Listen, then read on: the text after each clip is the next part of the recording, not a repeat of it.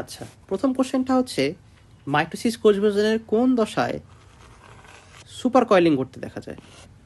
আচ্ছা, আমরা super coiling জিনিসটা কি এইটা আমাদেরকে একটু বুঝতে হবে। মেনলি সুপার কয়েলিং বা কনডেনসেশন এই জিনিসটা ঘটে হচ্ছে মেটাফেজ দশায়, এটা হচ্ছে উত্তরটা। এখন সুপার কয়েলিং বা কনডেনসেশন জিনিসটা কি?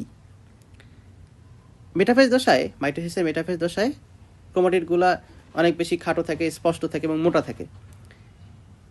এই যে ক্রোমোজোমগুলো এত খাটো এবং মোটা হইতেছে, এটাকে বলা হয় হচ্ছে কনডেনসেশন বা ঘনীভূত হওয়া। আচ্ছা, যেই প্রক্রিয়া এই কনডেনসেশন বা ঘনীভূতকরণটা হচ্ছে, এটাকে আমরা বলি হচ্ছে সুপার কয়েলিং। যেহেতু অনেক বেশি কয়েলিং বা অনেক বেশি পেঁচানো হয়ে এই প্রক্রিয়াটা হয়, সেজন্য এটাকে আমরা কি বলছি? Super coiling. তাহলে মাইটোসিসের কোন দশায় সুপার কয়েলিং ঘটে? উত্তর হচ্ছে মেটাফেজ দশায়। আচ্ছা, এরপরে প্রশ্ন, ভাইরাস থেকে কোন রোগের টিকা তৈরি করা হয় না? আমরা যদি ভাইরাস থেকে কোন রোগের টিকাগুলো তৈরি করা হয় এটা জানি, তাহলে আমরা অ্যান্সারটা খুব সহজে পাবো। তো এটা মনে রাখার একটা টেকনিক আছে, শর্টকাট। সেটা হচ্ছে জনে জনে পাশে বসে টিকা পেল। বর্গীয় জতে এই যে জলাতঙ্ক, এই বর্গীয় জতে জন্ডিস, পতে পোলিও, এই পতে প্লেগ, আর বতে হচ্ছে বসন্ত। তাহলে এই রোগগুলোর টিকা আমরা কোনো না কোনো ভাইরাস থেকে তৈরি করতে পারি। আচ্ছা, এরপর আরেকটা ইনফরমেশন আমরা এখান থেকে জেনে রাখবো, এটার সাথে রিলেটেড, যেটা হচ্ছে যে কলেরা, টাইফয়েড এবং হচ্ছে আমাশয়, এই তিনটা রোগের ওষুধ কিন্তু আমরা ভাইরাস থেকে তৈরি করতে পারি। আচ্ছা, পরবর্তী যে কোশ্চেনটা আছে সেটাতে আমরা যদি যাই, বলা হয়েছে যে জৈব রাসায়নিক প্রক্রিয়ায় অশর্করা জাতীয় বস্তু থেকে গ্লুকোজ উৎপন্ন হয় তাকে কি বলে? আচ্ছা, এই জিনিসটা আমরা এই কোশ্চেনটা সলভ করার আগে আমরা কয়েকটা জিনিস জেনে নেবো। সেটা হচ্ছে যে জেনেসিস। এই জেনেসিস মানে হচ্ছে তৈরি বা সৃষ্টি হওয়ার প্রক্রিয়া।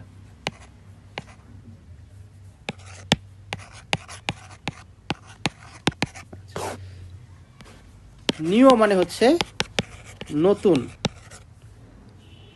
আর আচ্ছা, এখন আমরা কোশ্চেনের অপশনগুলো দেখি যে কোনটা তাহলে কি হইতে পারে, অ্যান্সার হইতে পারে কোনটা, দেখি। আচ্ছা, গ্লুকোনিওজেনেসিস। নিও শব্দের অর্থ নতুন, গ্লুকো এসছে হচ্ছে গ্লুকোজ কথাটা থেকে। আচ্ছা, তাহলে এখানে বোঝাচ্ছে কি? আর জেনেসিস মানে হচ্ছে তৈরি হওয়ার প্রক্রিয়া। তাহলে বোঝাচ্ছে যে নতুন কোনো সোর্স থেকে বা নতুন কিছু থেকে গ্লুকোজ তৈরি করব। আমরা নর্মালি কার্বোহাইড্রেট থেকে, কার্বোহাইড্রেট সরল রূপ আমরা পাই, যে হচ্ছে যে কোনো কার্বোহাইড্রেটের সরল রূপ পাই হচ্ছে গ্লুকোজ। আচ্ছা, পরিপাকের সময় তো যদি কোনো অশর্করা বা নতুন কোনো সোর্স থেকে আমরা গ্লুকোজ উৎপন্ন করি, তাহলে সেটাকে বলি হচ্ছে গ্লুকোনিওজেনেসিস। নর্মালি এটা কে করে? এটা হচ্ছে লিভার করে। যখন আমাদের হচ্ছে দেখা যাচ্ছে যে আমরা ডায়েটের মধ্যে আছি বা আমরা হচ্ছে রোজা থাকতেছি, তখন হচ্ছে আমাদের বডিতে যখন গ্লুকোজের অভাব দেখা দিচ্ছে, তখন এই নন কার্বোহাইড্রেট সোর্সগুলো থেকে লিভার প্রয়োজনীয় গ্লুকোজটা তৈরি করতেছে। আচ্ছা, পরের শব্দটাতে আমরা যাই। আমাদের উত্তর কিন্তু গ্লুকোনিওজেনেসিস আমরা পেয়ে গেছি, কিন্তু আমরা পরের শব্দগুলো ভেঙে দেখি। যে লাইসিস, লাইসিস মানে হচ্ছে ভেঙে ফেলা। আচ্ছা, আর গ্লাইকো শব্দটা আসছে, গ্লাইকোজেন আসছে গ্লাইকোজেন থেকে। তাহলে গ্লাইকোজেনোলাইসিস মানে কি? গ্লাইকোজেনের ভাঙ্গন। আচ্ছা, যখন রক্তে গ্লুকোজের মাত্রা স্বাভাবিকের থেকে কমে যায় বা কোনো কারণে কমে গেছে, তখন যকৃৎ সঞ্চিত যে গ্লাইকোজেন আছে সেই গ্লাইকোজেনটাকে ভেঙে গ্লুকোজ তৈরি করে। এটাকে আমরা কি বলি? গ্লাইকোজেনোলাইসিস। আচ্ছা, এরপর আসি গ্লাইকোলাইসিসে। গ্লাইকোলাইসিস, লাইসিস মানে ভেঙে ফেলা, আবার গ্লাইকো মানে হচ্ছে গ্লুকোজ বা কার্বোহাইড্রেটকে বোঝাচ্ছে। আচ্ছা, যে প্রক্রিয়ায় কোনো গ্লুকোজ ভেঙে যায়, আমরা কি জানি? অবাত শ্বসন এবং সবাত শ্বসনের একটা কমন ধাপ হচ্ছে গ্লাইকোলাইসিস, যেখানে কি হয়? গ্লুকোজ ভেঙে গিয়ে 2 অণু পাইরুভিক অ্যাসিডে পরিণত হয়। এটাকে আমরা কি বলি? গ্লাইকোলাইসিস বলি বা গ্লুকোজের ভাঙ্গন বলি। আচ্ছা, লাস্ট অপশন সেটা কি? যে গ্লাইকোজেনেসিস। জেনেসিস মানে তৈরি হওয়ার প্রক্রিয়া। তাহলে কি তৈরি হওয়ার প্রক্রিয়া? গ্লাইকোজেন তৈরি হওয়ার প্রক্রিয়া। রক্তের অতিরিক্ত যে গ্লুকোজ, সেটা যখন লিভার বা মাংসপেশিতে গ্লাইকোজেন নামক পলিস্যাকারাইডে পরিণত হবে, সেটাকে বলবো আমরা গ্লাইকোজেনেসিস। আচ্ছা, 4 নাম্বার কোশ্চেনে যাই আমরা। রক্তে বিলিরুবিন এবং বিলিভার্ডিন নামক রঞ্জক পদার্থ উৎপন্ন করে কোন রক্তকণিকা?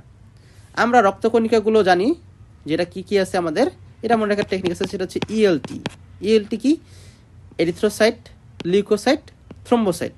এরিথ্রোসাইটের একটা নাম হচ্ছে আরবিসি, আচ্ছা। লিউকোসাইটের একটা নাম হচ্ছে ডাব্লিউবিসি বা হোয়াইট ব্লাড সেলস, আর থ্রম্বোসাইটের একটা নাম হচ্ছে প্লাটিলেট। আচ্ছা, এখন আমরা অপশনগুলো দেখি যে লিউকোসাইট আছে, থ্রম্বোসাইট, এরিথ্রোসাইট, গ্রানুলোসাইট। আচ্ছা, গ্রানুলোসাইট আবার জিনিসটা কি? গ্রানুলোসাইট হচ্ছে আমাদের ডাব্লিউবিসি বা লিউকোসাইটের একটা ক্লাসিফিকেশন। আমরা জানি যে ডাব্লিউবিসিকে মেইনলি দুইটা ভাগে ভাগ করা যায়, একটা হচ্ছে গ্রানুলোসাইট আর একটা হচ্ছে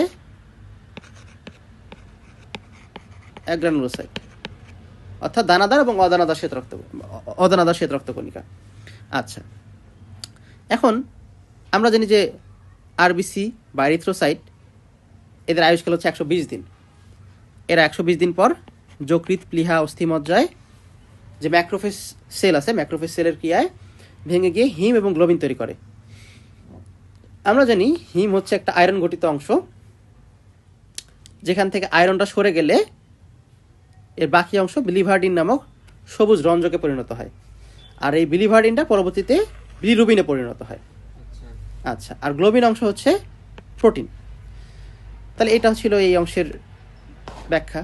আচ্ছা, পরবর্তী যে কোশ্চেন, 5 নম্বর কোশ্চেন, যে নিচের কোনটি শ্রোণীয় অস্থিচক্রের অস্থি নয়?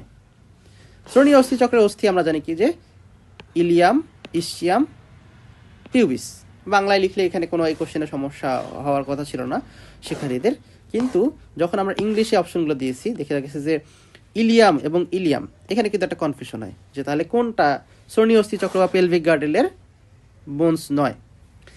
আমরা জানি এখানে ইলিয়াম হচ্ছে মেনলি কি একটা আমাদের মেরুদণ্ডী এবং কিছু ক্ষেত্রে অমরিদণ্ডী প্রাণীর হচ্ছে পৌষ্টিক নালীর অংশ হচ্ছে ইলিয়াম, ক্ষুদ্রান্তের একটা অংশ। তো এই ইলিয়াম এবং এই ইলিয়ামকে পার্থক্য করবো আমরা একটা ই দ্বারা।